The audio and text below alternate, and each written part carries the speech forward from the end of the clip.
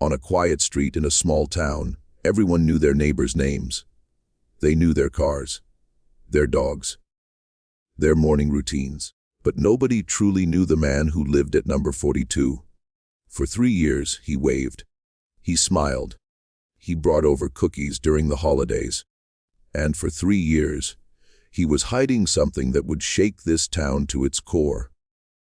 This is the story of Daniel Reyes, the neighbor nobody suspected. Maple Hollow was the kind of town people moved to when they wanted to escape the chaos of the city. Tree-lined streets, good schools, a community where doors were rarely locked. In the spring, a moving truck pulled up outside a modest blue house at 42 Willow Lane. The man who stepped out introduced himself simply as Daniel, a freelance accountant, recently divorced, looking for a fresh start. He was polite, reserved, but friendly enough. He mowed his lawn on Saturdays. He gave candy to trick-or-treaters. He even helped an elderly neighbor, Mrs. Pierce, carry her groceries every week. Nobody had a single bad word to say about him. But according to residents interviewed later, there were small things that, in hindsight, felt strange. He never let anyone inside his house. His curtains were always drawn, even during the day. And every few months, late at night, neighbors would hear his car pull out of the driveway and not return until sunrise. At the time, nobody thought much of it. People have their own lives, their own secrets. Nobody imagined his secret would be this dark.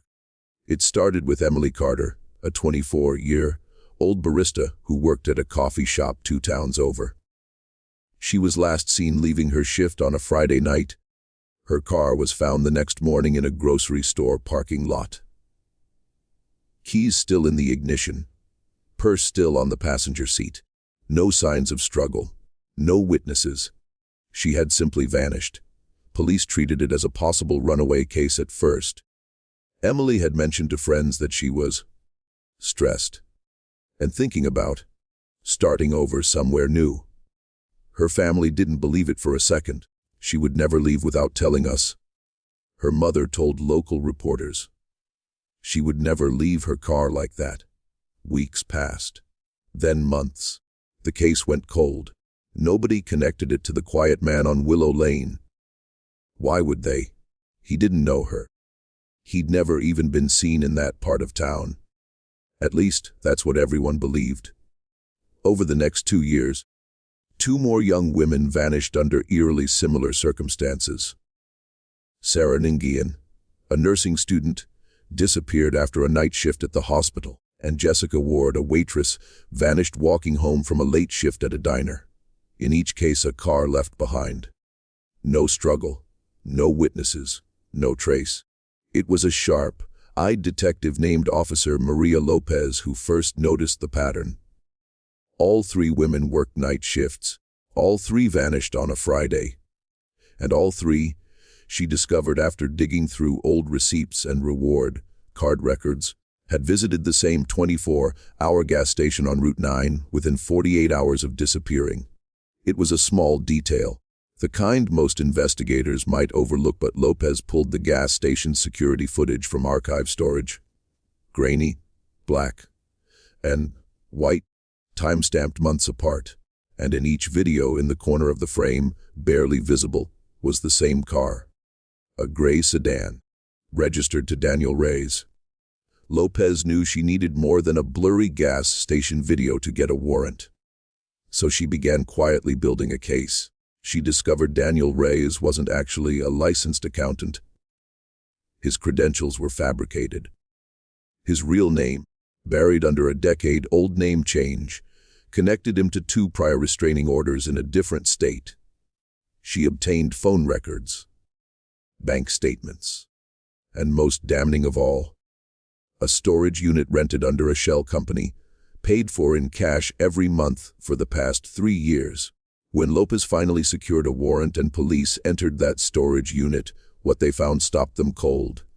Personal belongings, IDs, photographs, belonging to Emily, to Sarah, to Jessica, and to at least 2 other women who had never even been reported missing. Women who had passed through this town and simply been forgotten by everyone except one man, watching, waiting from behind his drawn curtains. Daniel Reyes was arrested on a Tuesday morning, in his driveway, still holding his coffee mug. Neighbors watched in stunned silence as police led him away in handcuffs. Mrs. Pierce, the elderly woman he'd helped carry groceries for years, later told reporters she couldn't stop shaking.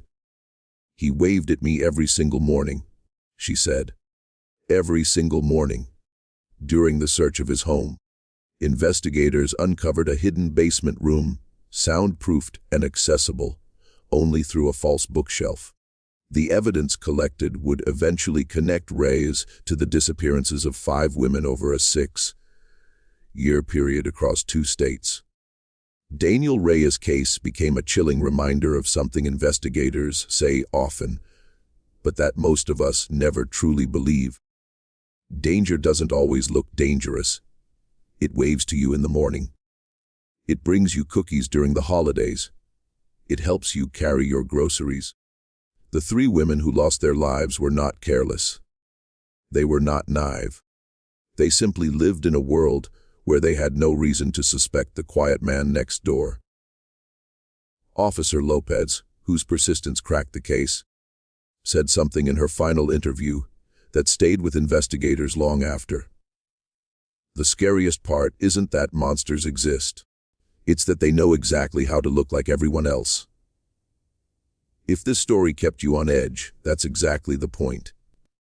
Trust your instincts. Notice the small things. And never assume you truly know someone just because they smile at you every morning. If you want more stories like this, make sure you're subscribed. Because next week, we're covering a case even stranger than this one.